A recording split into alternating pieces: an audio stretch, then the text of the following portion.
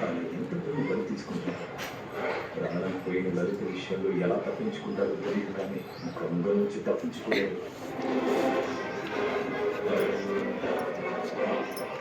తాతయ్య పట్టుకోద్దాయి, తాతయ్య పట్టుకోద్దా?